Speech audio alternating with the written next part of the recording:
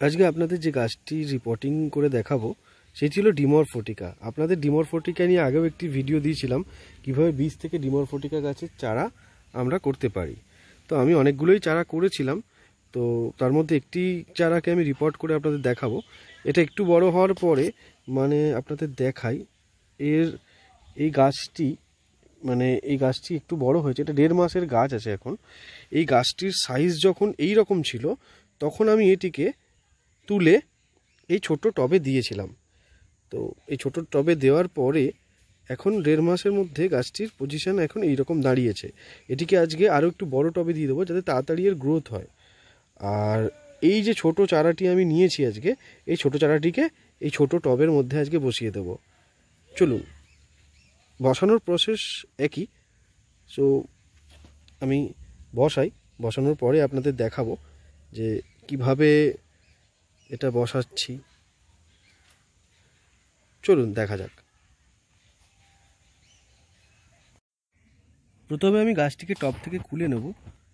মনে করে রাখবেন যে গাছটি যে মাটিতে বসানো আছে, টবের মধ্যে থাক গ্রো ব্যাগে থাক, সেটা যেন সেইভাবেই তোলা যায়। আজকে এটা তুলতে গিয়ে আনফর্চুনেটলি একটু ভেঙে গেছে, আমার এই মাটির পাল্পটা ভেঙে গেছে।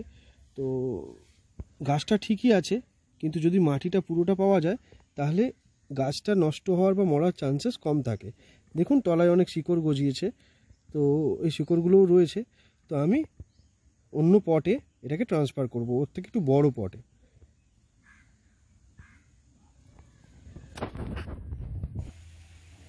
ডিমরফোটিকা গাছটিকে রিপোর্টিং করার জন্যই মাটি রেডি করে নিয়েছি। এর মধ্যে আলাদা করে কোনো সার আমি মেশাবো না। আমার আগে পদ্মের কিছু মাটি ছিল ভার্মিকম্পোস্ট মেশানো, তো সেই মাটিগুলো ইউজ হয়নি। পদ্মের জন্য ইউজ করেছিলাম, কিন্তু গাছগুলি মরে যাওয়ার ফলে সেই মাটিগুলো আর ইউজ করা হয়নি।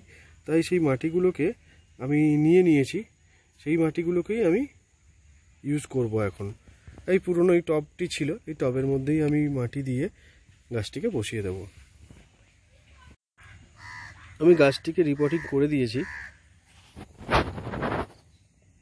এই টবের মধ্যে, রিপোর্টিং করেছি। এবার এর মধ্যে জল দিয়ে দেবো এবং ছোটো গাছটিকেও আমি পটিং করে দিয়েছি ছোট টবটিতে, যার মধ্যে আগে এই গাছটি বসানো ছিল। সেই ছোট টবটির মধ্যেই ওই ছোটো গাছটিকে আমি পটিং করে দিয়েছি। দেখা যাক কি হয়। নেক্সট আপডেট আমি আপনাদের পরের ভিডিওতে দেখাবো। আশা করি ফুল হবে গাছটিতে। দেখা যাক, কারণ মাটিটা তো ভেঙে গিয়েছিল, আপনাদের আগেই দেখালাম।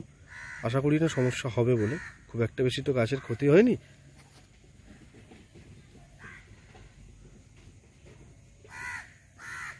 আজকের মতো এখানেই শেষ করছি। দেখা হবে আবার পরের ভিডিওতে। নমস্কার।